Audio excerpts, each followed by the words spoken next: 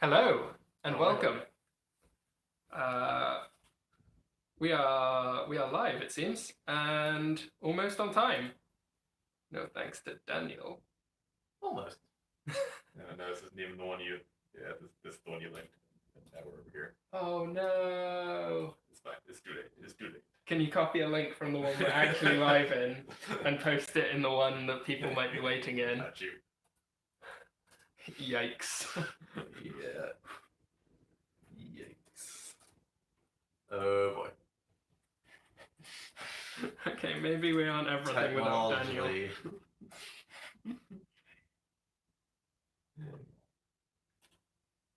Good evening, all. Good evening, all 4 people watching. There's probably 3 of us and 1 other. Yeah. There's still 4 waiting in the other one. No. So. It's fine. It's fine. Take on the other one. No.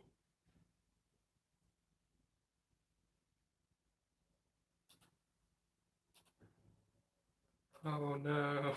Fine. I don't think we did it last week either, so. Okay, yeah, we'll make something work. Okay. People are still trickling in despite messing up the complete link everything as ever. We're good at this. I mean, at least there is a stream. We're now at link 2. Need to get the link true. Okay. Yeah, we're fine. We're fine. Okay, well, if we can just wait for some peoples to come in. Okay. Whilst we're waiting, as is customary. Oh, I have a content.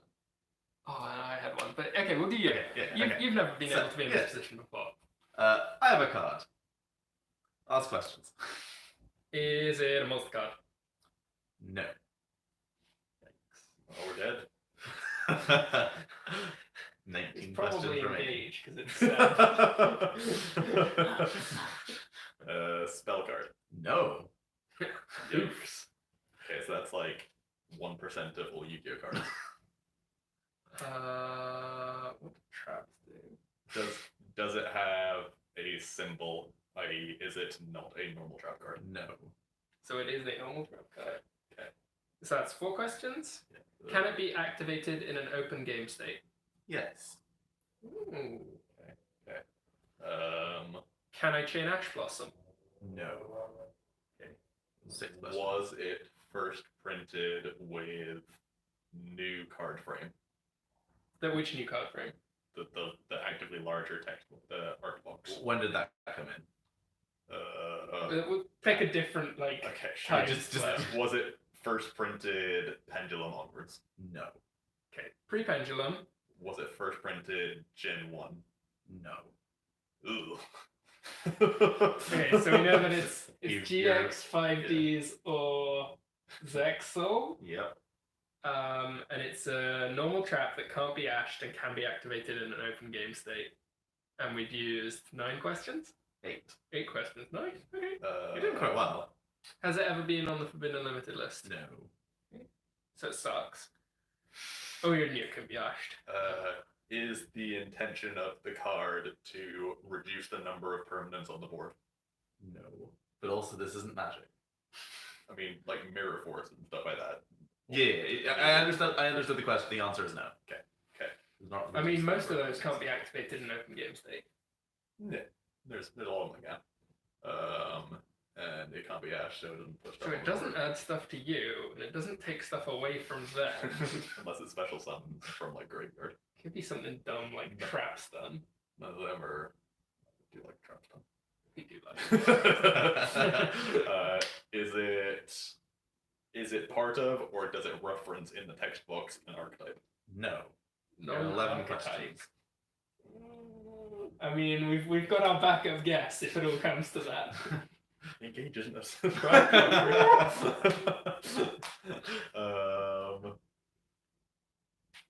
Reckless Greed is just engage the trap card, right? Cyber Dragon isn't a trap card.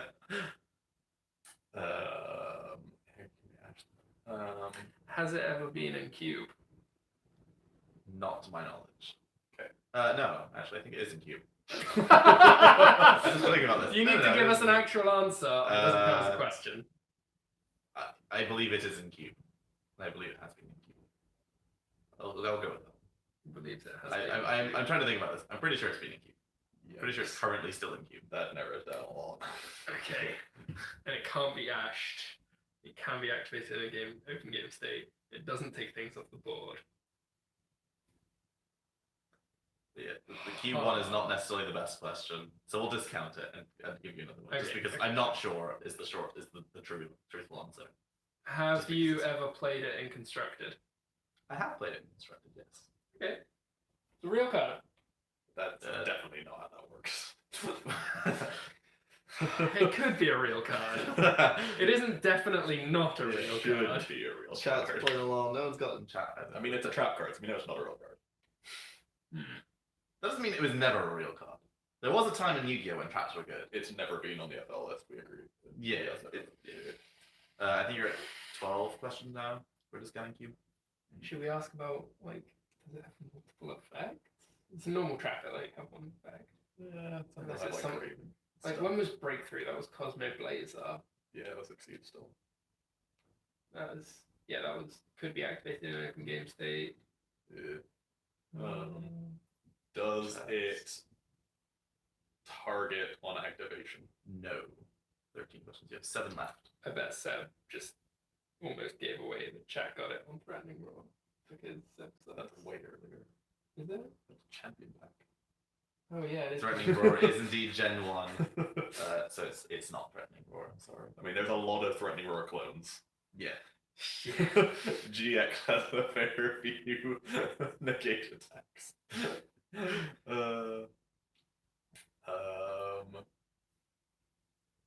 Doesn't target at all.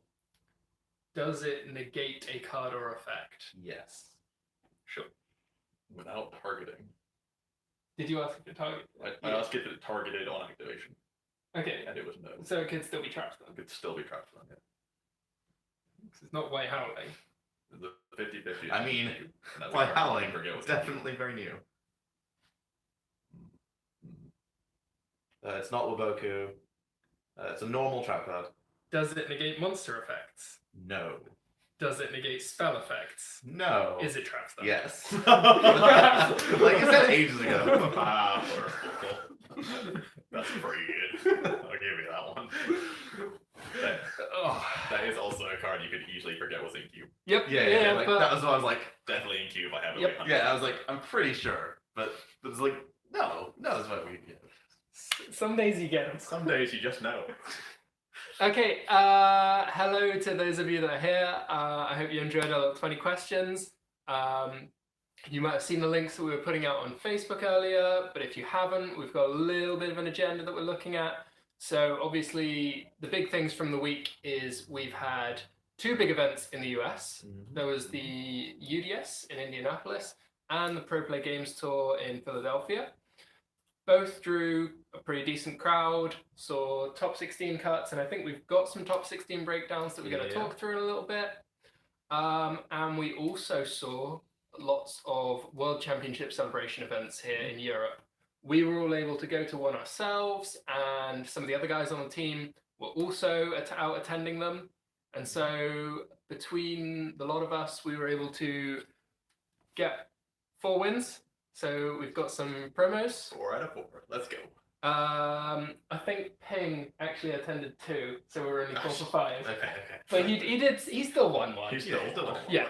So 4 out of 5 is okay. And we've got some more events that we're still planning to attend. The Irish TKB cohort, I think, won possibly every Irish event so far. Yeah, there's only been the 2 to my knowledge, and I think there's only 1 more in Ireland. Okay, so yeah, they're pushing for the clean Go for the sweep. hat trick. I think that might just be Republic of Ireland. I think Northern Ireland would have separate ones, but I don't know if some. Pass. Yeah. It's all, everything is a trend. Daniel's not here, so we have no knowledge of Ireland. Dan doesn't have any knowledge of Ireland. He only He's knows- never there. he He's only knows never in Bristol. Ireland. He knows Bristol. He knows Germany quite well. There's America at this point. And yeah, he's getting well acquainted with America. Tensei Patu, congratulations on winning your event. I hope that they get some prizes to you. Drop us a little comment with what you played, we're always interested to know what people have been going out there and doing well with. It's okay. Value of the envelopes only ever goes up, so wouldn't stress. Yeah, so long as you get it at some point, it's all fine. I think we'll probably start with looking at our World Championship celebration experience, because obviously we all went to the same one in Cardiff. It took a bit longer than we thought to get there. There was loads of traffic. There was a big rugby match.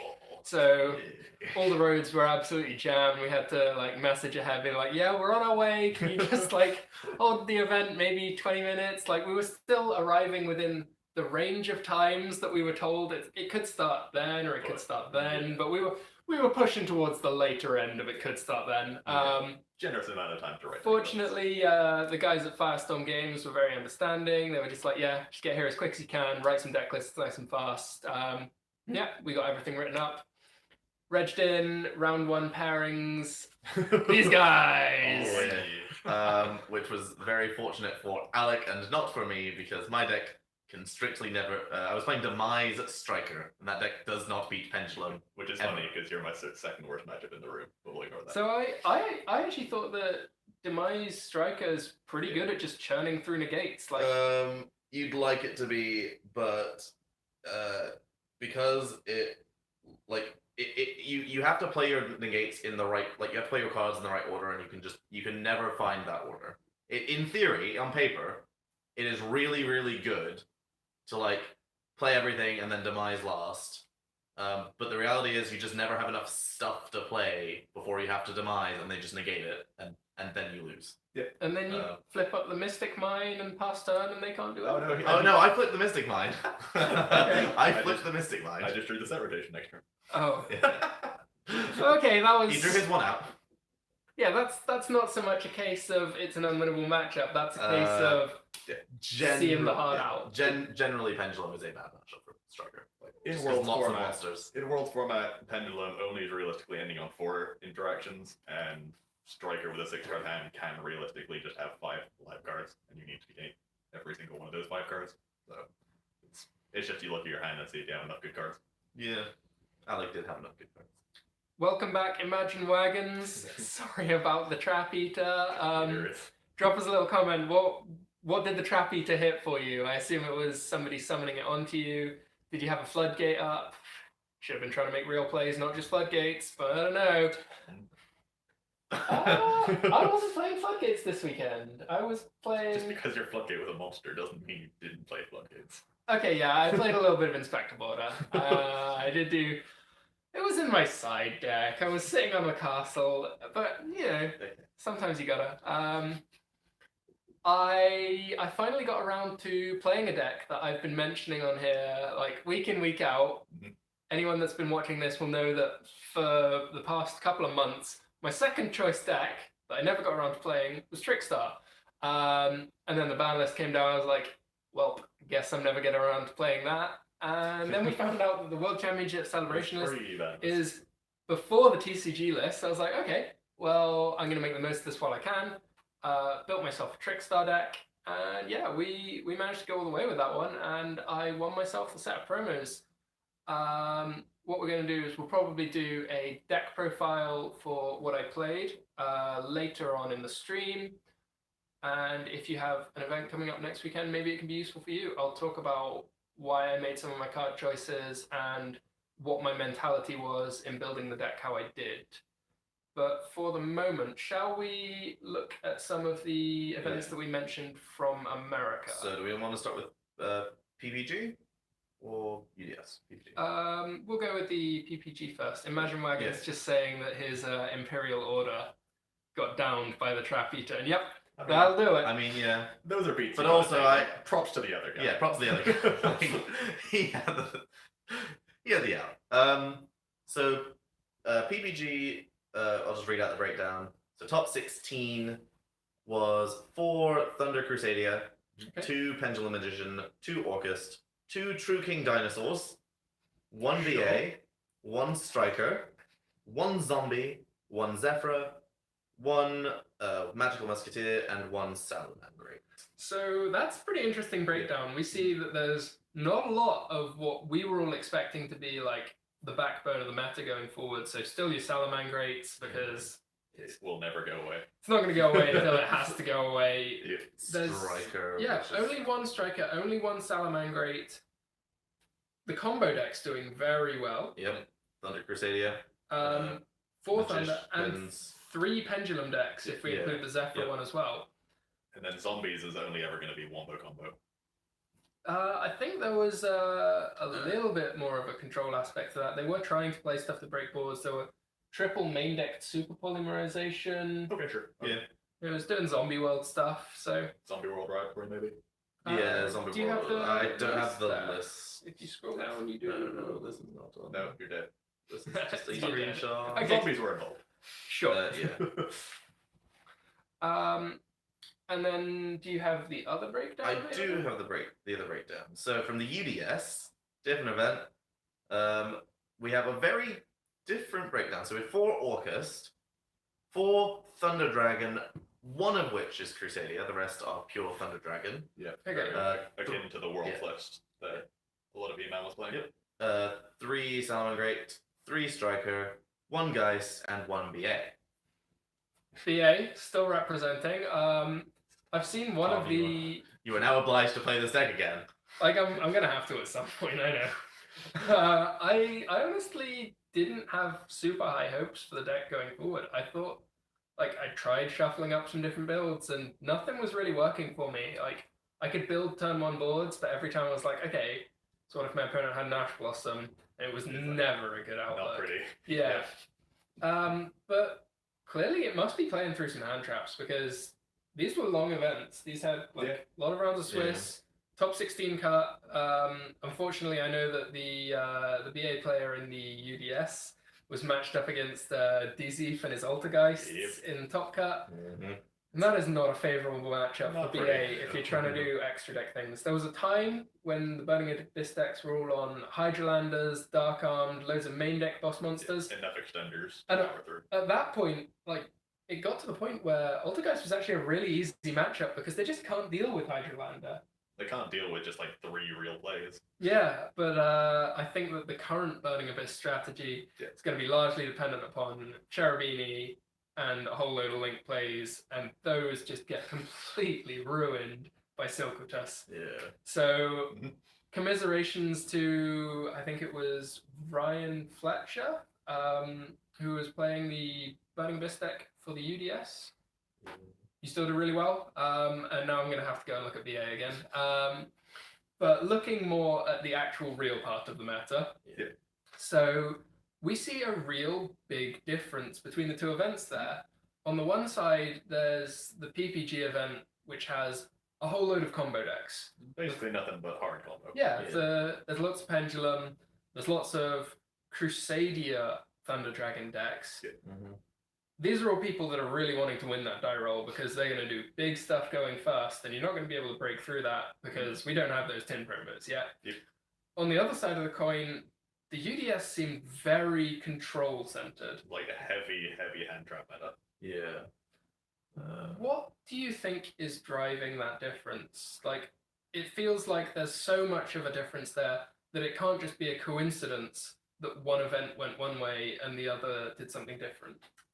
So I think the skill discrepancy between average players at the UDS, which was for European people, is an invitational event that you need to qualify for. I would assume that the skill level of an average player at the UDS would be naturally higher than at the PPG. So my guess is that people would have spent a lot more time testing. A lot of the reputable American teams would have pooled knowledge together specifically for the UDS event to try and, actually escalate through the format. Whereas at the PPG event, people would be just on the tier 1, let's play what I was playing at the end of last format and just remove the back cards. Now, there is another quite critical difference to note here, is that I believe the PPG event format follows the standard Konami tournament procedure for number of Swiss rounds. Okay.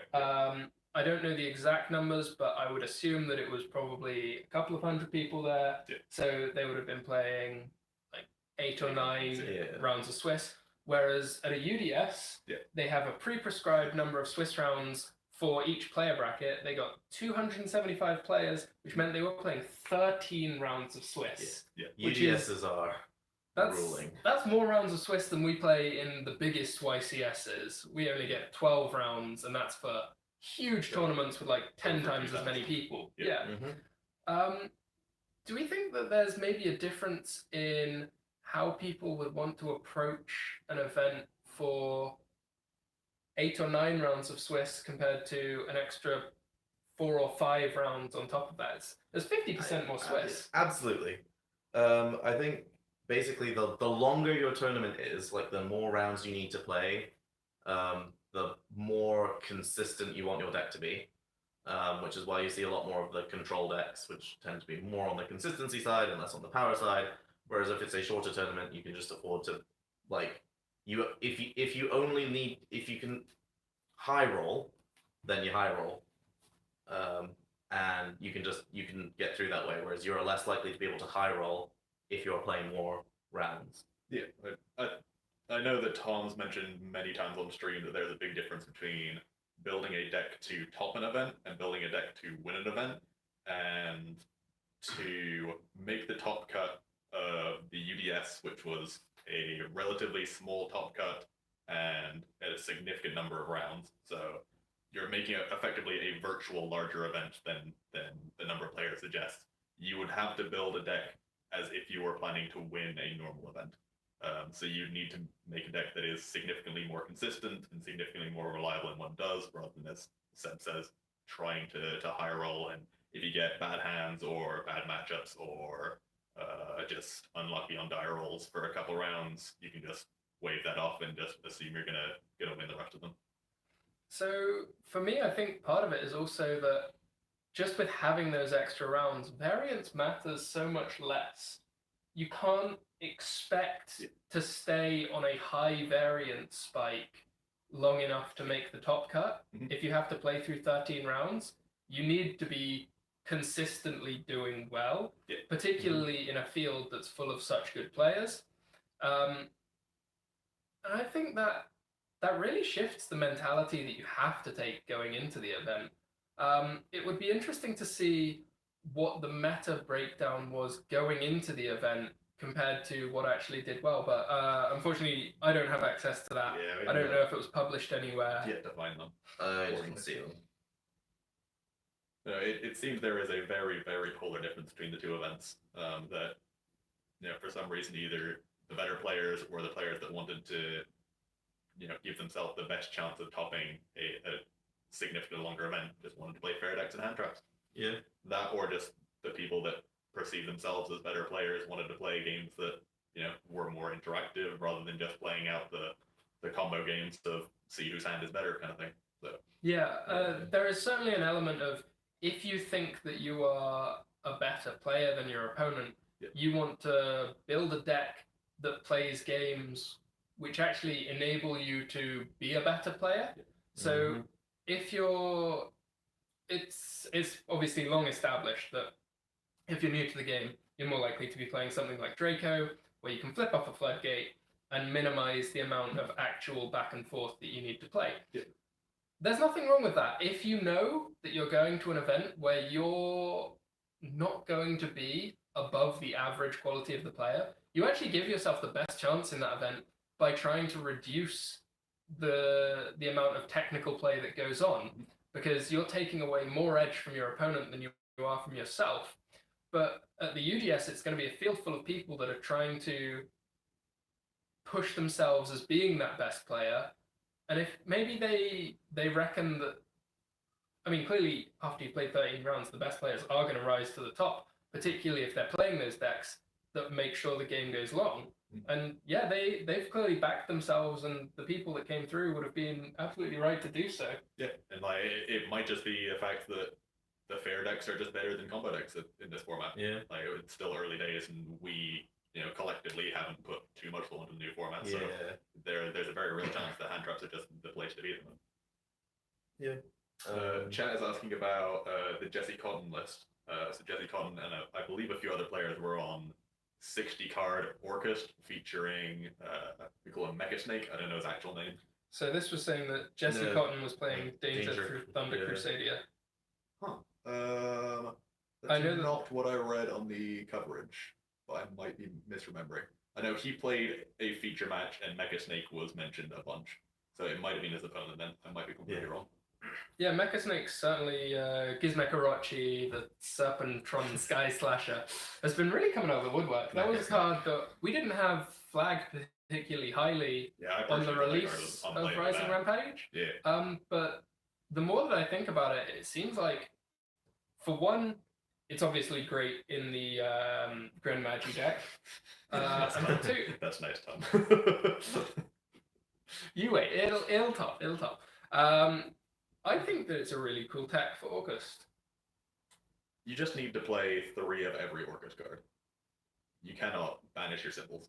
It's the main issue. You can't banish your symbols face down, but you can have your symbols banished face up, and then activate the effect of Gizmek. Yeah. But the issue with Gizmek is if you are going second, you realistically want to end phase, activate his effect, summon him from your hand, so that when you go into your turn, you've not activated his effect, so you can either destroy a monster on field, or you already have a 2450 beach stick that you can punch over something with. Kind of similar to Phantasme. But in those situations, you are genuinely banishing 8 random cards from your deck. And that's the situation where you are going to run into issues if you're not a deck that want to play Desires. So there is that aspect of it, and that is an approach that you can take with the card, but I also think that there is an extent to which you want to just have him as a free discard in your hand. Yeah. So if you have a hand that has enough means to play, and you can just discard the Gizmek, in the ideal situation you aren't even going to draw it. But if you have him in hand, you can just discard him. And sure, you won't be able to take the destruction effect that turn, but I feel like there's enough value there, particularly in being able to play it as a searchable one-off. Yeah, the but it searchable becomes one very is interesting. Because you can also summon him the same turn that you search him, I believe. Yeah, you can.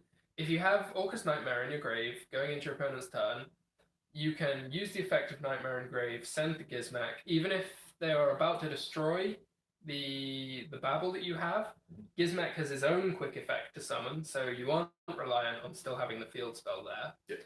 And by the time it gets to the end phase of your opponent's turn, you've already found at least one of all of your Orcus cards, either face up in your graveyard or face up banished.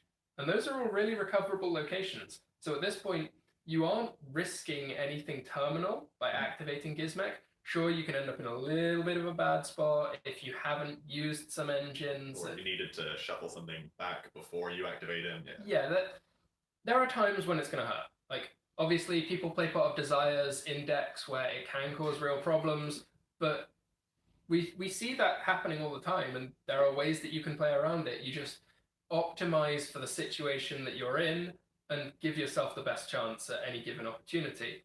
I was certainly in the same camp as you, where I thought that it wasn't going to be a sensible card for August. Thought it was just not paying Yeah. But yeah, the more I look at it, the more I'm thinking, maybe it does work. So my main concern still is that it's only a card you want to see for your second turn. Like I'm still not convinced it does anything on the first turn. Like as a free body for like link plays and stuff. Turn 1, there are just a lot better options. Destrudo has a lot more utility. The other thing that I I kind of worry about is that although like it kind of seems weird to say this, but I think in a certain sense, it's kind of a win more card. Like it's a card that you only really want to activate once you've already like done your stuff. You don't like if you can activate it if you haven't done your stuff. But once you start doing that, you're banishing your extra deck pieces, and then you can never do stuff again. Especially in August. Don't have any extra deck pieces left after you've comboed. Yeah, like like resources in deck are one thing, but it's also your extra deck, which like I don't believe you would realistically be playing it for the pop effect. Maybe once on like your second or third turn, just because you're pushing for game. So I think at that point it's not relevant, but you're obviously in Orcus specifically. You can never do the magical Christmas land of your opponent goes first. On their end phase, you go summon Gizmek, and then on your turn, first game action is pop one of your monsters. Yeah. Which is the main utility that I see in it, and that's not a thing that you can do in Orcus. Yeah, that's fair enough. we've got another question asking about another deck. Have either of you looked at all into Marincess Frogs? Yes. Seb, what are your Uh, thoughts on Marincess Frogs? So, Marincess Frogs are unfortunately just no better than normal frogs. Like, the Marincess cards are really cool, and they do add something to the deck. They add, like, proactive plays, but your proactive plays still can't play going second. Which is kind of Frog's problem. It's not that they can't go first. They go first in set 5, and that's fine. But that's not the Frogs doing anything. That's just go first, set 5. Yeah. Swap Frog real good going first. Yeah, sure. Swap Frog good. And Marincess does like do a proactive thing going first, but it does literal nothing going second, and so you still end up on nothing. Having gone second. My biggest issue with Marincess is you need to play a lot of engine to support your only one good card in the deck, which is the 1 level 4 normal summon. It's kind of like Neptibus. It's really broken, but it's the only good card in the deck. So if you're not drawing that, then you're playing a whole bunch of Marincess Garnets. Which yeah. I mean, I think the thing is, if you're playing Marincess, I would just play it with literally just 3 of that and your extra deck, and because the utility comes in the extra deck, the Link 2 especially is quite good. You can revive Swap Frog with it. Yeah, you need to play 1 or 2 of the special summon from hand people. You need to play 1 or 2 of each of the other names just to make the level. There is only one Marincess that has been released so far that does anything, and it is the one that special summons from hand. Okay. The other ones have not been released yet. So, I mean, I guess Frogs without Marincess in that regard could still be a reasonable consideration for World Championship celebrations. Oh yeah, is Toad still at 1? There's still only 1 Toad. Yeah, I think they've limited half. Like I thought they had. I mean, Chat, you can help us out here, but I thought Toad was back at 3. If Toad is back at 3, then yes. If Toad is at 1, then probably not. We'll address that if somebody happens to know. So this is a question that I actually wanted to go back and look at. Kenji Vortex, are we going to see a lot of Dragon Mix at YCS again? Because Overraptor is going for 10 plus at the moment. And the Rocket Structure deck has obviously come out. I think it's pretty obvious that we're going to see a lot of combo stuff using that kind of thing. I don't know whether it's going to do so well, though. I think it will do well. Yeah, Toad got put to 3 on the most recent list. Okay, sure. But yeah, I think it's kind of interesting because Portland, which is being played, this weekend? Yeah, I believe so. So Portland, which is this weekend, certainly pre-Tin, and Ghent, which is our first European YCS here, are very, very different formats, and the format change comes with the Tin promos. Which are released at the end of August? End of August, yeah. Just in time for the Brotherhood. Yeah. People were asking, was it last week, whether they'd be seeing us there? Yeah. I think we're all now upped in. Yep. So, yeah, anyone that's coming along to that event, we will be there. Unfortunately, I think if you haven't registered, I believe spaces are now filled up. Yeah. You might still be able to come along. I'm sure there'll be some side events or something. Check out the event on Facebook if you have a chance. But yeah, we'll be there. Looking forward to seeing any of you guys if you're coming along.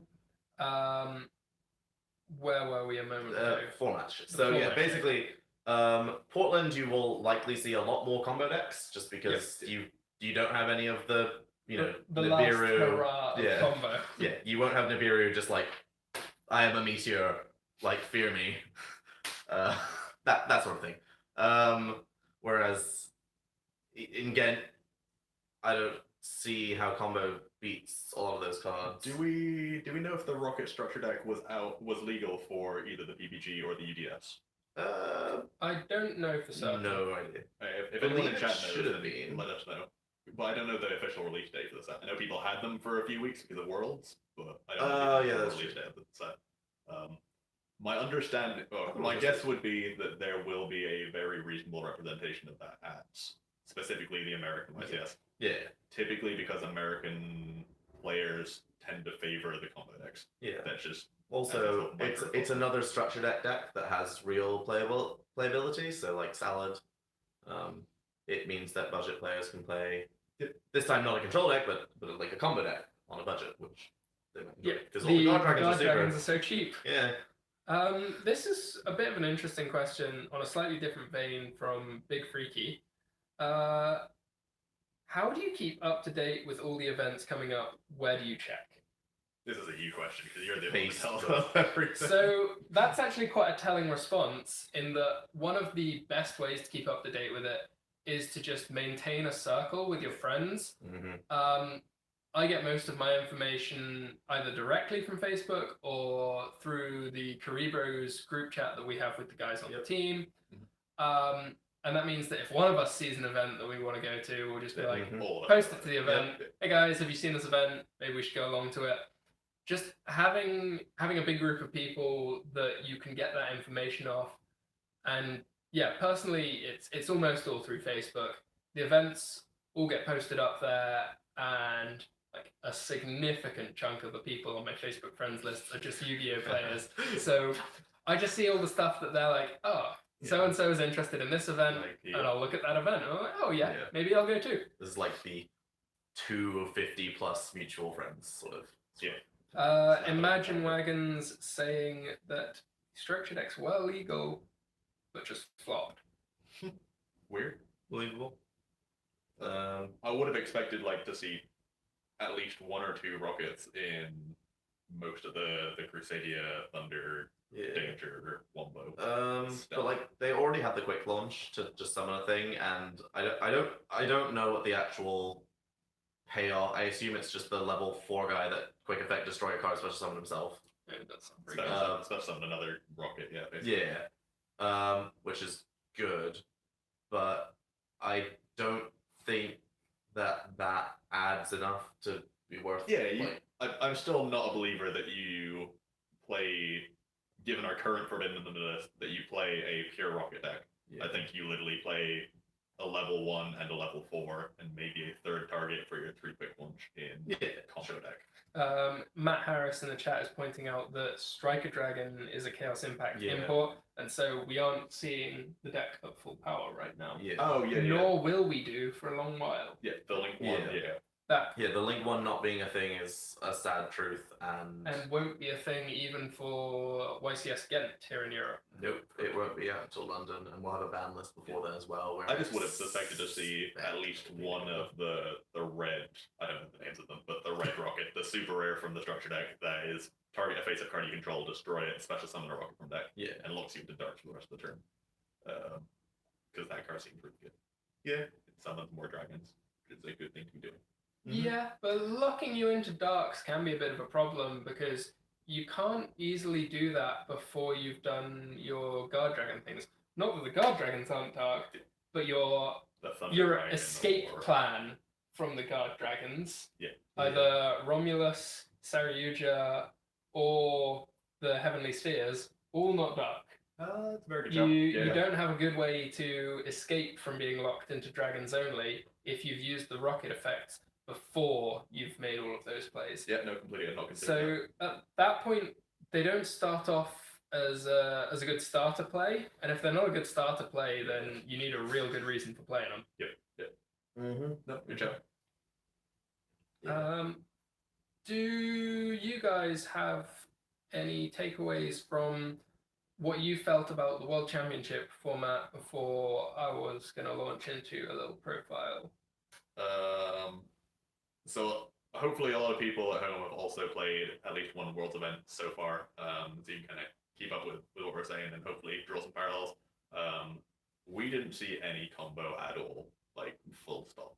We didn't see any decks trying to do anything unfair other than 1 or 2 pendulum decks. There was a couple of pendulums. But we didn't see any representation of any Crusadia X. Crusadia Thunder, Crusadia Pure, Crusadia whatever. I think if I was to give a sort of visual representation of how much Salamangrate there was this much Salamangrate at our World Championship celebration event. This many other rogue trap decks, and then about this many Crusadia. Yep. That kind of thing. Which I guess is kind of what we were expecting. I thought we'd see a bit more combo, but we were definitely and predictably right on it's just going to be Salamangrate the format. Yeah, like that was the ground zero, the safest default play that you could ever make, and everyone has the deck. So if you're only going to play a deck for 1 or 2 weeks and don't want to pick up any new cards for specifically the World events, then you're going to either have it or someone's going to be able to lend it to you. So yeah, no, I believe at the one we were at, there was 24 players. At least half of the room must have been on Salamangreats, and more than that of the players doing well would have been Salamangreats. Like I played 3. I know. I played 2. 2 Salad, 2 Striker, and you. I think I played 2, maybe 3 Salamangreat. I played 1 Invoked player, 1 Pendulum, 2 Salamangreat, and what was the other one? Possibly another Salamangreat. Yeah. It could well have been 3. It was all around you. Yeah. There was no shortage. And based purely on that, the format is infinitely fair, so you just don't need to play hand traps. Yeah. Kind of the takeaway that we saw. This is what we were discussing in the car on the way out there. It's like, so we all built our lists, and I think we all had a few hand traps. No, I had 0. No? I was playing Card of Demise. Oh, sure, yeah. Were you not on the Infinite Impermanence? I was siding Impermanence. Okay. As my, I didn't know what to Braver side. than I. I was making hand traps for the first time, and they were terrible. Yeah, I made Gamma with the intention that people are going to be ashing or ogring, and just no one ashed or ogred. So I was actually playing more hand traps than both of you put together with my 4 in the main deck, which I thought that was quite a small number, but apparently I was going hard on the hand traps for this event. Yeah. Just Yeah. getting the deck in order before I can show you guys what I went with. Yeah, and in a world where you don't need to play hand traps, you can play a lot more fair, good cards. I think a lot of the 2014 staples really are coming Oh, to their own Oh, yes. for this specific event. I'm talking about the, I know you're playing Lost Wind All-Star, Yeah. Crackdown, finally getting its Data Shine, Solemns, and then, Trap Trick Durandal off. Just individual good. Oh, and Mind Control is broken. Yes. Yes.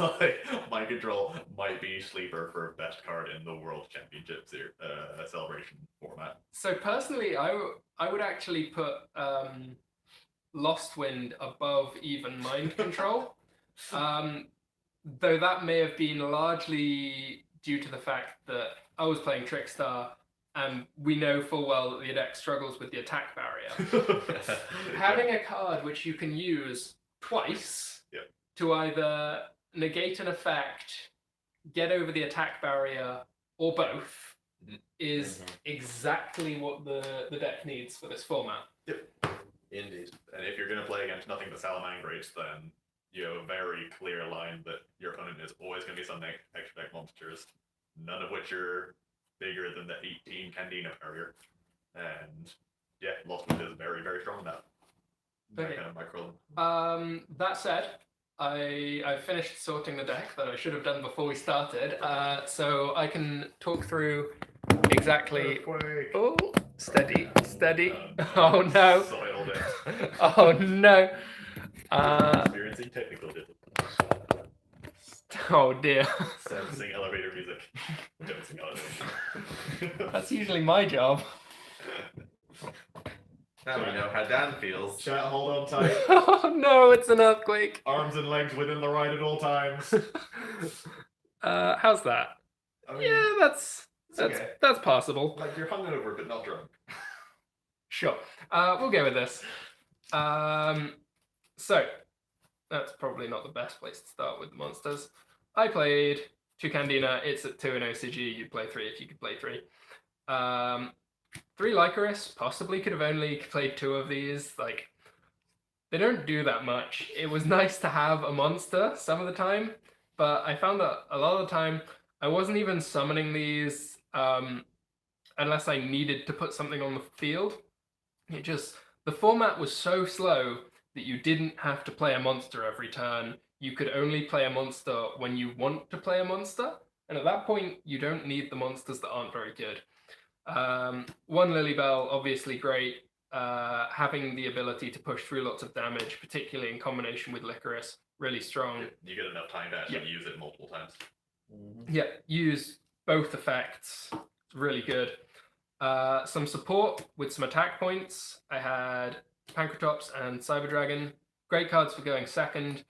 I was siding these out a lot. Obviously, if I knew that I was going to be able to play first, these would come out. And I would put in the Inspector borders that we mentioned earlier. Those are really strong. Play to protect the border quite a bit. That's it for all of the monsters in my main deck with attack points. It's basically just 2 Candina, 2 Cyber Dragon, 2 Pankratops, and then some weenies. For hand traps, I was playing Ash Blossoms because I felt that they were still a really good choice to have against a Salamangreat meta. If your opponent has a Cynet mining and you Ash Blossom them, you're feeling pretty good about yourself. And because it was so specifically a Salamangreat meta, DD Crow was probably going to be it was my second choice hand trap. This was from a discussion that I had with Ryan Jacobs in the days leading up to the event. So thank you very much for suggesting this for the main deck. I had it only in my side until that point, but it came up a lot, and there were plenty of turns where it wasn't, I wish I didn't have a DD Crow, but which thing do I DD Crow? There are so many things that I want to get rid of this turn. So I definitely felt that that was a strong choice of main deck hand trap for the event. Throwback to the 3 light stage that we had before the last TCG ban list. Obviously, great card. And 1 terraforming to search for them. I main decked triple Mind Control, as Alec was mentioning a moment ago. Really strong in a format where everything's going a little bit slower. It is either going to bait out a negate, you can take down the Salamangreat counter trap with it, or if they don't have a negate, it's just a huge value swing. Now that everyone's playing Link monsters, you can always get rid of it. It means you don't need to attack over their big monster. Yes. Who needs to win the attack barrier when you can just dodge it altogether? I played Scapegoat. Huge power card. No explanation needed. I played 2 Pot of Extravagance. This was not a decision. I just couldn't find a third. I only own 1. Alec was able to help me out with a second copy, but I couldn't get a third, so 2 was the number. Trickstar Reincarnation, only at 1 in OCG. I don't know if I would play more. This is a really strong card against combo decks, but the real strength of the card comes in the interaction with Droll and Lockbird. And this is not a format where Droll and Lockbird is good, which is why I didn't play it. And if Droll and Lockbird isn't good by itself, trying to play for Reincarnation Droll and Lock is a really weak idea, because you're forcing yourself to play bad, unsearchable cards in the hope to pull off a combo that's only really effective going first. So I think I was correct to just avoid that altogether. On to some more trap cards. I played 2 Heavy Stormduster, 2 Lost Wind, 2 Torrential Tribute, and See where this is going. Yeah, for 2 Trap Trick. Possibly would have played a third, but I didn't want to end up in a position where I had Trap Tricks and I couldn't resolve them. I did have access to the third copy of this, but I felt that the games that I was expecting is a little bit slower, a bit more drawn out, and I really didn't want to end up in a position where I couldn't get some value out of every card that I had. Most of the time, my Trap Tricks were searching for Heavy Stormduster, which is an absolutely incredible card in a format which just slows down a little bit, and people are setting those back rows. There were so many times that Salamangreat players would end their turn setting 2, and I would just start my turn with no back row to play into. More trap cards, because that clearly wasn't enough. We have 3 Crackdown. Again, who needs to beat the attack barrier when you can just dodge it altogether? This card is ridiculously good, very strong against Sky Strikers, which in fact was the 5th matchup that I played. So yeah, it was 1 Pendulum, 1 Sky Striker, 1 Invoked, and 2 Salamangreat. Just being able to take the links off the board. Dodging Ray. Dodge the Ray. And the 4 Solemns. in a format that's slow, negating things is really good. And yeah, that's 16 trap cards and 4 hand traps. So half of the deck is just pure interaction, which I felt was a really good way to be playing for these kind of events. If I would change anything about the deck, I would possibly consider not playing the extra monsters for more attack points, because so much of the time I just felt like I didn't need to have a monster if I had enough trap cards. But that could be a little bit greedy. It's something that I'd need to look at the meta. We'll be playing another event this weekend, so I might make some changes. Have a look at the extra deck. I have Boral Sword. I did summon this once. Mech Knight Crusadia Avramax. I summoned this once, but it didn't do anything. Borolo didn't summon. Topologic didn't summon. Holy Angel didn't summon. 2 Phoenix and a Cerberus. I used all of those. Link Spider and Link Kuribrohs used both of those. Obviously, they're essential for Scapegoat. 2 Violet Chimera. Obviously, only playing the second one of these for the risk of banishing with Extravagance. 1 Starving version of Fusion Dragon and 2 Chimera Tech Overfleets. These never got summoned. This never got summoned. I summoned one of these, but I think the second copy would have been better off as a Mud Dragon of the Swamp. There was a situation where I was facing down 2 light monsters. I think it might have been Psy-Frame Lord Zeta and F.A. Dawn Dragster. And if I'd had Mud Dragon in my extra deck at that point, it would have been a free win with the Super Poly that I'd drawn, but I had to scoop it up right there. And then the side deck. Inspector Border was absolutely great. Just whenever I know that I'm going to be playing first, I think that was 2 games, maybe 3 that I got to play first post side. Inspector Border was absolutely fantastic. Sitting on this with Lost Wind gives you an out to the obvious answer that is Pancratops. That was crushing for one of my opponents. I have a little package of Gammas in case I'm playing up against any combo. I sided these in against the Pendulum opponent that I played against and took out the Electromite. 2 Lancia, again, a little bit over-prepared for combo decks, but I didn't know what to expect. 2 Super Polys, the 3rd Heavy Duster, this came in a lot, and 3 Evenly Matched, which were also sided in a reasonable bit. I feel like in the main deck, I was prepared for the meta that we ended up seeing, and possibly I was correct to be side decking a lot of stuff just in case of combo decks, because I didn't want to be in a position where I'd be taken advantage of by somebody that had sort of next leveled it. But yeah, I was very happy with the main deck. Obviously, I would have played the 3rd Extravagance, but if I do decide to stay with Trickstar going forward, it's going to be a very similar build for the main deck, at least. What does chat seem to think? Yeah, Kenji, to answer your question, we were at 1 World Celebration this weekend. We know Ping was at 2 in London. And Irish guys played 2. Yeah, played Saturday and Sunday. And then we'll all be at 1 next Saturday, and then Seb and I will be at a 3rd one on Sunday. Yeah. So we're getting our rounds in. Yeah. Hopefully there will be some more envelopes to come. Yep. Yeah, I would like to. Yeah, like I was on the next level of assume everyone plays less hand traps than they should because people have realized it was a fair format and got hand trapped a lot.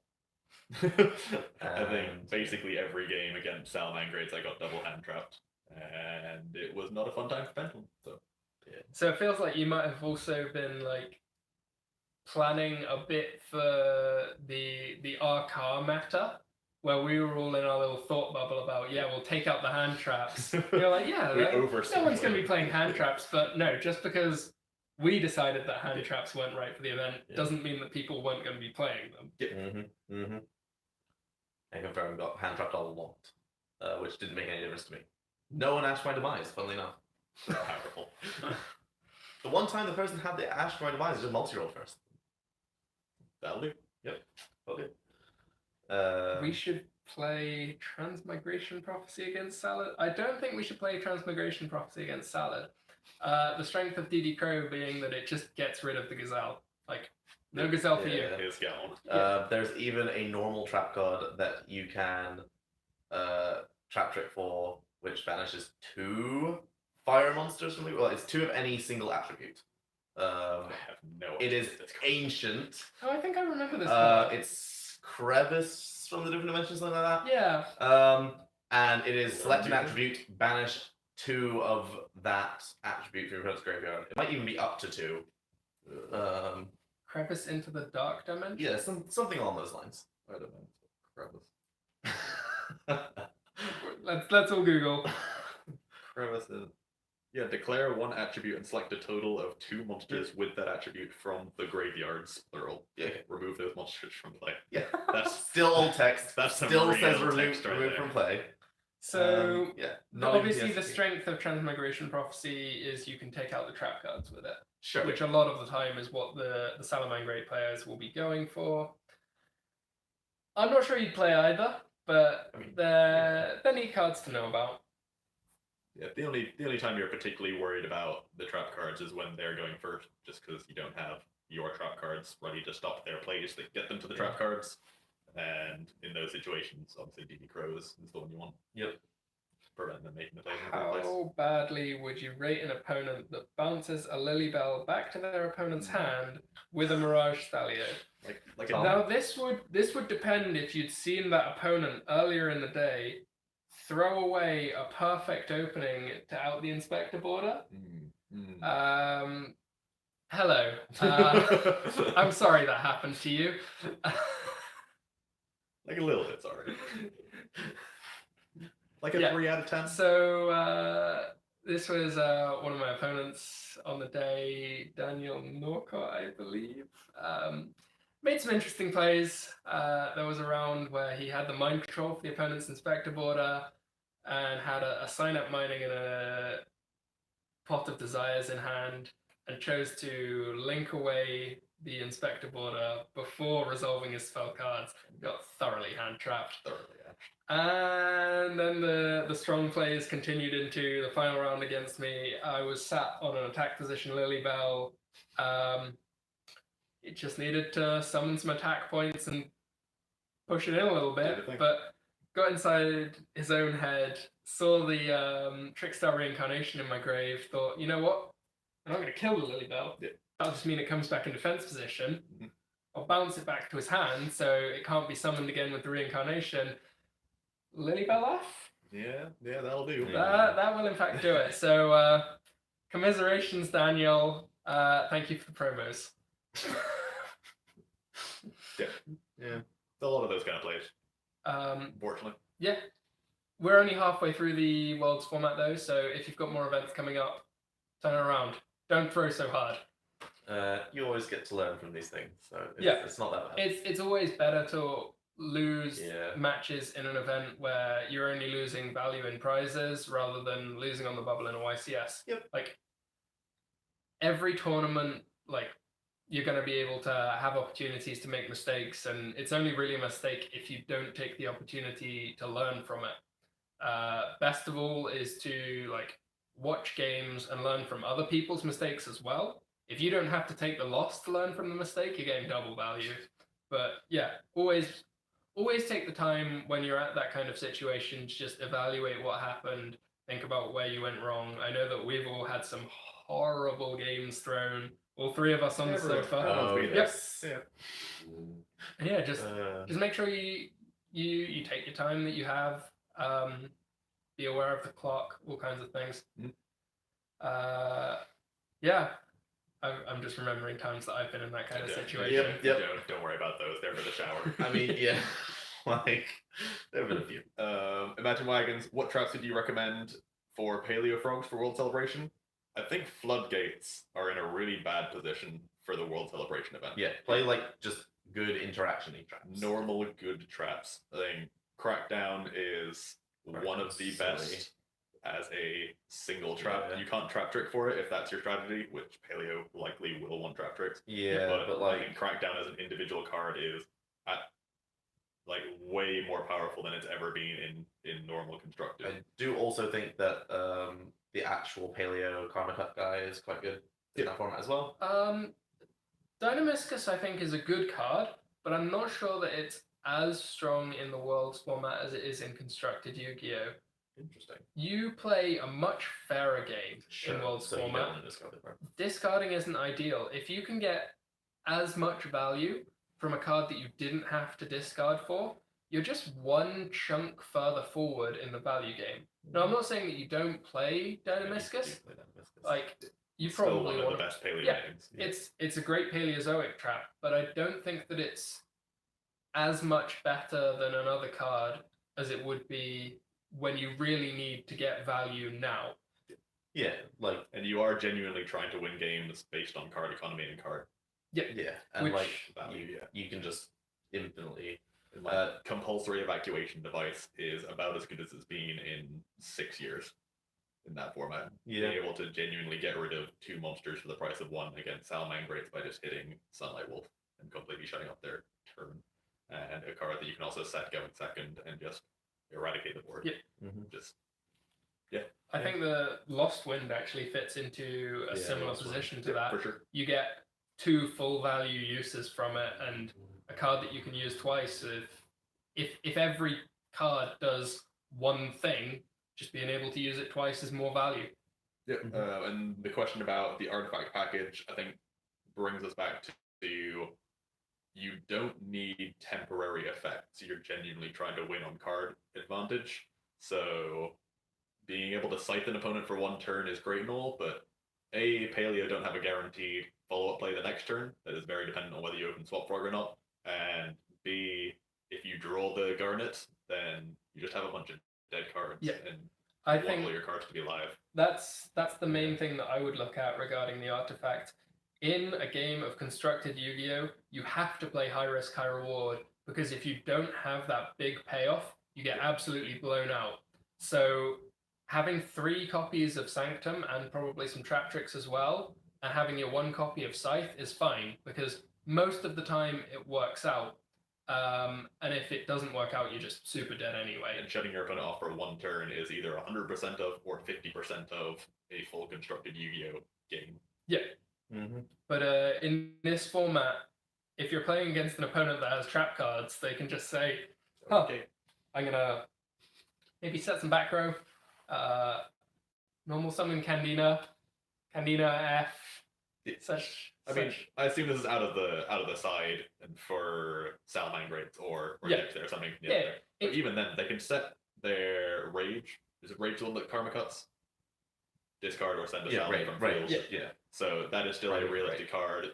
They can very easily have their own Solemns, and they will have their own assortment of hand traps, heavy storm dusters, yada yada. Yeah. So they can very easily just accept that they take a turn off and just set some back row. But like as a card that comes in from the side for when you're going first, something like Inspector Border seems like a stronger option because it isn't just for that 1 turn.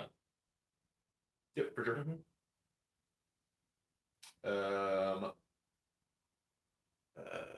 Surprisingly enough, so I know this is not even slightly related to what the chat is saying. Surprisingly enough, I think Kaijus are actually really good for the Worlds format. If you expect to see any of the fair Thunder deck, the E-Man, Sit on Colossus have hand traps deck, then Kaijus are the best cards in your deck, or close to the best cards in your deck in that format. And if you're playing against Striker, then obviously they're the best cards in your deck. I'm interested to know why you think that Kaijus are better than Mind Control. Against my mentality was they were for A, I was playing them in Pendulum, so you can summon them and kill people with them. Okay, sure. That's a bonus. And B, against Striker, the issue was they go first and set up Shizuku Eagle Booster. Sure. Yeah. So Okay. I was actually playing a deck that wanted to kill someone, which is a rarity. And Yeah. I guess I was always looking at it from a different perspective, in that everything for me was about, okay, how much value can I get from this card? Yeah. But yeah, if you're a deck that wants to do something, then Kaijus would be my pick over Sphere Mode, because there are significantly more decks in the format, and a significantly higher representation of those other decks that you'd be able to Kaiju, but you can't Sphere Mode, because a lot of decks are going a little bit, not a lot of it. Yeah. Mm-hmm. Should a Dragon Link build play 1 or 2 World Legacy Guard Dragon so you can search for succession? I'm not sure that I understand the relevance there. Which one's World Legacy Guard Dragon? And which one's World Succession? Legacy Guard Dragon is Is the the- continuous spell. Yeah, the one that summons a dragon on activation and moves it. Yep. Which one's So Succession? is that World Legacy Succession is the Monster Reborn to a linked for a zone? linked zone. Yeah. I guess this is suggesting that if you increase the number that you're playing, you're more likely to just hard draw one so you can search the other. You really need to stop and evaluate how good these cards are if you aren't doing your combo. I'm not sure that I would want to play any more than I needed to, simply because the Dragon Link decks have so many potential dead cards. If you can keep that number nice and low and play lots of starters, it's a really strong option, because when it does go off, it goes off real hard. But you need to have the extra cards in your hand want to be things like Called by the Grave to maximize the chance of going off, rather than extra spell cards so that when you go off harder. Yeah, I think both of those cards are in the middling slot where they do help you salvage like a one piece of interaction combo where you've done a bit of stuff, but you haven't done the full stuff, and they can put you back on the right track. But I don't believe a single Monster Reborn effect is able to salvage the Guard Dragon combos if your opponent is impermanencing or ashing or whatever in the right places. I think it's too linear a combo for a single Reborn to put you back on full combo tracks. So in that regard, I don't think that they're strong enough individual cards to justify wanting to draw them. And if you're already resolving your combo, then getting the extra value of having the second one to search if you open the first one isn't worth the trade-off. Yeah. Just as a little side spell there, say your opponent opens with a Crusadia monster and an extender, and you have an impermanence. Yeah. What do you target with impermanence? The Magius. Okay. That's always been my pick. Just to prevent access to. If you have Ash, I've always been an Ash on the LP. Yeah. Because then they're still locked into dragons. So they need to kind of... Okay, so there's a subtle difference there between Ash and Impermanence, and that Impermanence will negate the entire effect, whereas Ash would just negate the bit that summons. Back when Crusader decks were actually playing the Spada, the Link 2, they don't tend to play it anymore. They just play one with like good arrows. So in this format, I guess Lambda. But back when they were playing Spada, I would have done Spada because that just really kills them, because then they have summon an LP to a zone that does not point to anything, and they can't move it with Spada, and then they're just looking at this LP going, but they don't really play that anymore, so you can't choose that, you can't wait, so yeah, Badges is probably a good pick. If not, then yeah, LP means that you can do it on the LP, but it means they're not locked into dragons. Yeah. If you're confident they play Spatha, then Spatha dies to every hand trap and is the best target, like 100%. But yeah, as you say, that is now a rarity. That's more the first generation of the Crusader combos. Especially since, well, I don't know, they might go back to playing Spatha because they don't have the second, like they need another monster to. I didn't appreciate it was an entire link flutter easier. Yeah, it's entirely link flutter easier to Spatha, and without the babies in constructed, that might seem more play. True, but I have not really looked enough into the deck to know. We'll know after this weekend. Is the show? We will know after this weekend. What are your guys' picks for Portland? I would put Danger Thunder up there. Pick for what I would play, or pick for what I think would win? We'll do both. Yeah, sure. I would be on the very fair side of things.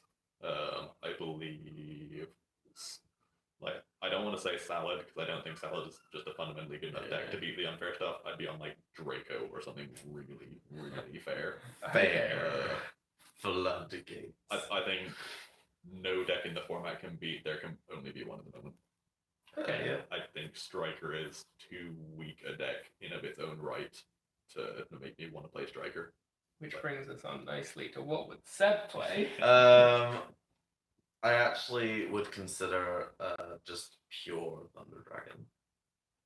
I mean, I'd play Striker. I'd probably end up on Striker, but I'd for anyone certainly watching, Seb would play Striker. Don't listen to the man. Yeah. He might not physically bring Striker with him on the flight, but he'll still end up playing Striker. It'd be in his heart. Trust me, Striker comes with me to every event, in case. But yeah, I would lean towards Pure Thunder, like quite legitimately, because I think everything struggles to beat just one Colossus. Yeah. At the moment, is in a good position. So just getting it like Colossus with hand trap is pretty good, and that just seems like a reasonable plan. There can be only one, probably a problem, but like they do have ways around it in the decks that don't like push damage when you have there can be only one, like Striker. As long as they can get a monster off the board, they can just fusion for Titan, and then like it becomes a bit more difficult. Or likewise, they can just try to Phoenix, and then like if they can find a monster that's not Thunder, it's a real struggle to beat that card. Yeah, it's a struggle. Or they could just draw Twin Twisters because they're probably not playing Seconds Light. They are playing Twin Twisters now. Can definitely main Twin Twisters. Yep. Eater of Millions, yay or nay for Worlds? So Tom, tell me about Eater of Millions. You can't play Extravagance. I thought we agreed you play both. So for those who don't know, Tom is really high on the Gren Maju, completely fair, just do nothing deck. Like Maju stun, but replace the stun with just nothing. That deck. Yeah, the I am going to banish all my cards and summon a Maju, and if it gets Widow Anchored on the attack, I do just lose. Really hope my opponent doesn't just like Veiler me. Widow Anchored on the attack is the one. They can't do it on tag deck, sure. You just set it. You're not even attacking. Yeah, and then they just They can't Widow Anchor it. They've got to swing. no, they just Hayate you to death. You can never win. No. Or like You just- jamming waves. They the face summon down. Hayate and you just crack down it. And then you start killing them with it. Salad is 100% No. running into your 10,000 defense. Yes, Salad will. Salad will. There's no way they're playing around it. But yeah, Tom is really high on that deck and insists it will be very good, or a very good sleeper pick for actual constructed.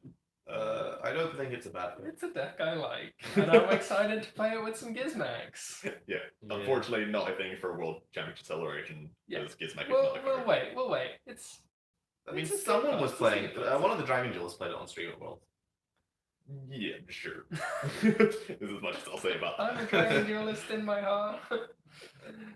Do you think Zombies is a viable pick for Worlds since there is so much Salamangreat? There is so much Salamangreat, and Zombie World is real good against it. Yeah. It really does I don't- hurt them.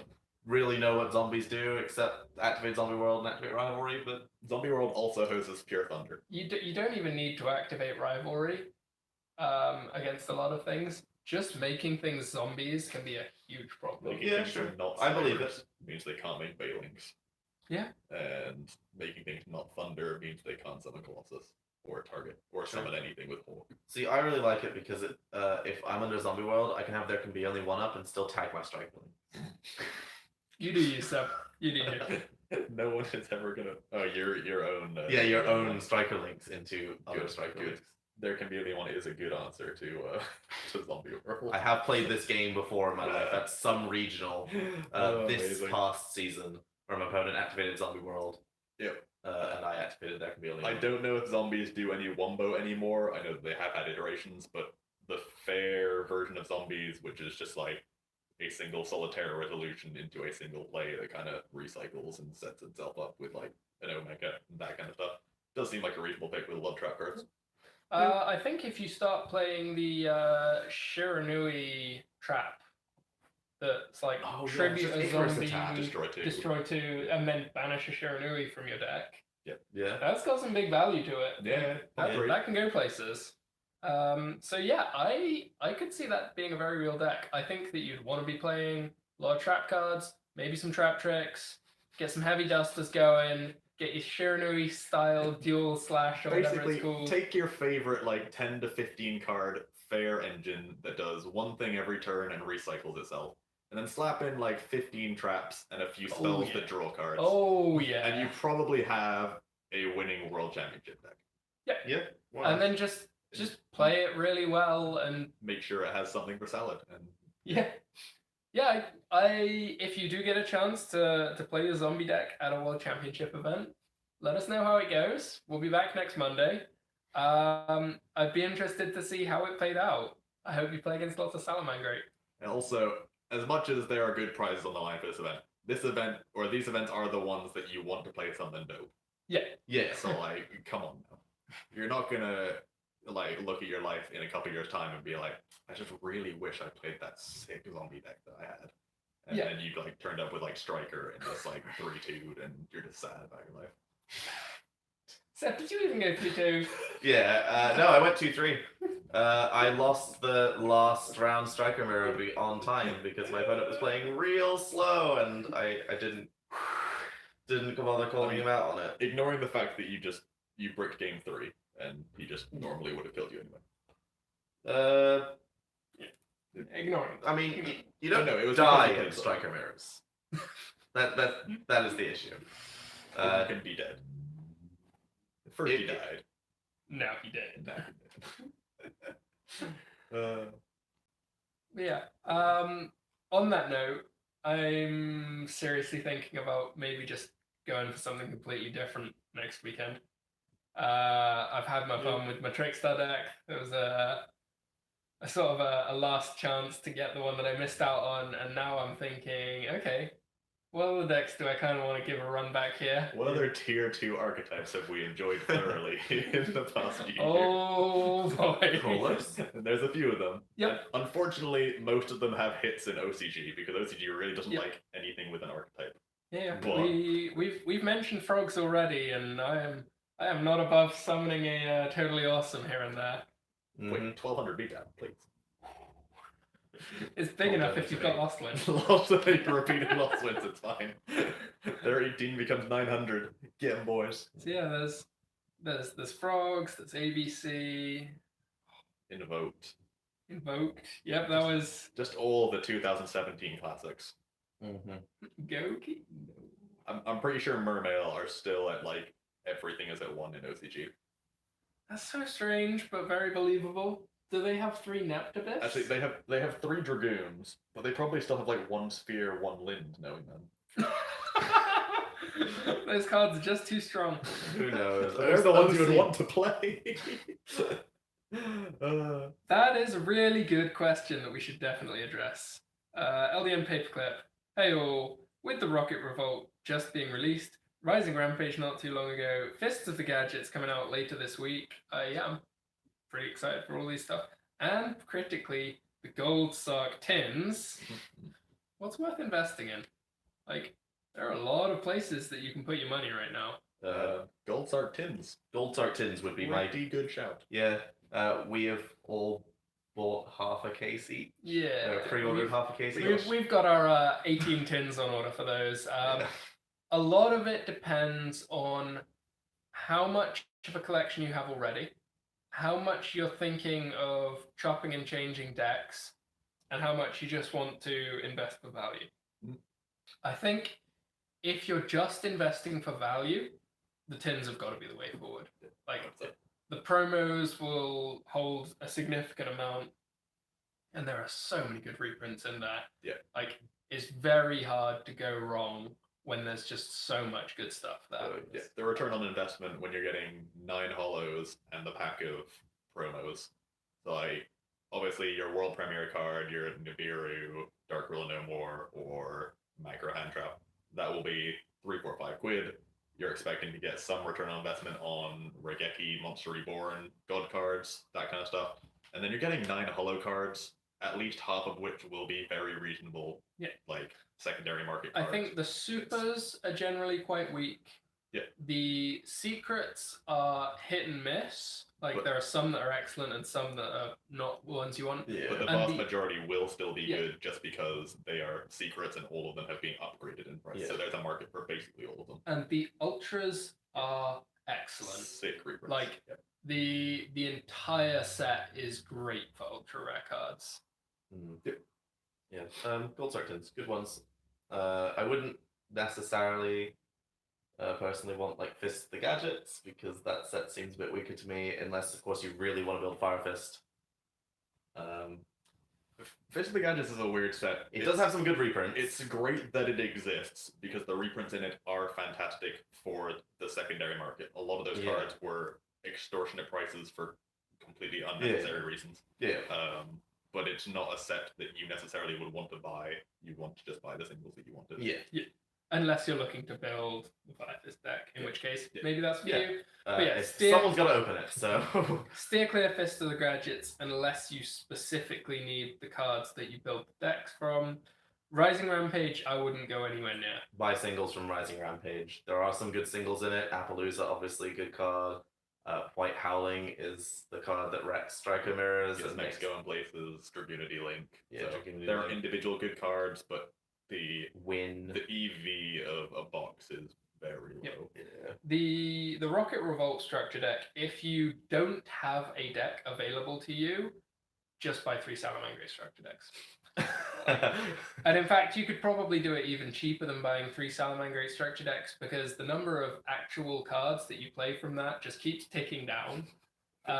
You can buy a Salamangreat core for dirt cheap, and I reckon it's a safer investment than a Rocket core. Yeah. If you want to play the Dragon combo stuff, it might be cool, but I don't think that's... It's not going to be anywhere near what we saw from Salamangreat just coming in and sweeping the meta. So, As you say, our take on the Rocket deck is you play a few of it as a small engine. It is not a deck. It's not Salamangreat. and- It's not Pendulums. Like, the short answer is it could be a deck, but everything else Guard Dragon's better, so why would you play Rockets? And as soon as Guard Dragons aren't an option, then Rockets don't do anything either. Yeah. so at that point, the options are, if you're trying to build a deck for the coming format, buy singles. If you're trying to buy some product because it's fun buying product, like we love it, the gold sock tins are both good fun and probably a good investment. Yeah. Genuinely one of the best products that Konami ever released. Oh, yeah. Like, I am so thrilled with the gold Since probably since the first BL Battlestar. LR. BLR. No, BLR. Yeah. And if you are going to buy those, probably get your pre-orders in online. There's a realistic chance that they could be the kind of set that sells out pretty quickly on release. You'll definitely pay more if you're trying to buy them after they've been released rather than getting your orders in now. So if you can afford to, and if you know that you're going to be buying them, I'd say just, go for it now. Yeah. Was the place we bought them from sold out? Very sold out. I so think that they have since restocked. Yeah, sure. But yeah, they're... they were sold out at one point Yeah. of these tins There's- on pre-order. There's a They're lot still of on demand release. for the product for very good reasons. So yeah. Will there be any playable FTKs this format? No. And I don't- hopefully not. I don't say no because there won't be, but I say no because I don't want there to be, and they probably. I don't believe I mean, with the current card pool we can get anywhere near danger FTK level consistent. also those sorts of FTKs aren't gonna find Nibiru very fun. It's still Or Nibiru. Yeah, the Nibiru. I have now got it in my head that it's Nibiru, and I have been corrected today for the first time that it's Nibiru, and it will take me a while to say Nibiru over Nibiru. The best FTK I know of is the world. What's his name? The coin flip archetype. Arcana Force, the Arcana world, Force the world. and the thing that means you win the coin flip, and you time warp your opponent's turn, and you get 2 turns in a row. You just kill them. I feel like there was a recent event, where there was a feature match where the guy couldn't get He the couldn't get- FDK, but he just won won the flip. Yeah. Yeah, definitely. Shout out to that. There are some Stein things you can do. You can Brotor target. There's a new link too that's a common in Rising Rampage. The blocker mobile. Barricade Yeah. board blocker. This sounds about right. Barricade. You can Brotor target him, search Stein, and then special Stein with Saryuja. Yep. And can do things from there, but I don't think this is a real deck. I think my choice of FTK for the format would be Tempest Magician Magicat Desynchro Loop. You can get to it by summoning Brotor, discard, target Mrs. Radiant, search Rescue Ferret, get to Saryuja, special Ferret, and search pieces that way. It could be a real deck. It could work. It could, in theory, even topple YCS. I think it is strong enough.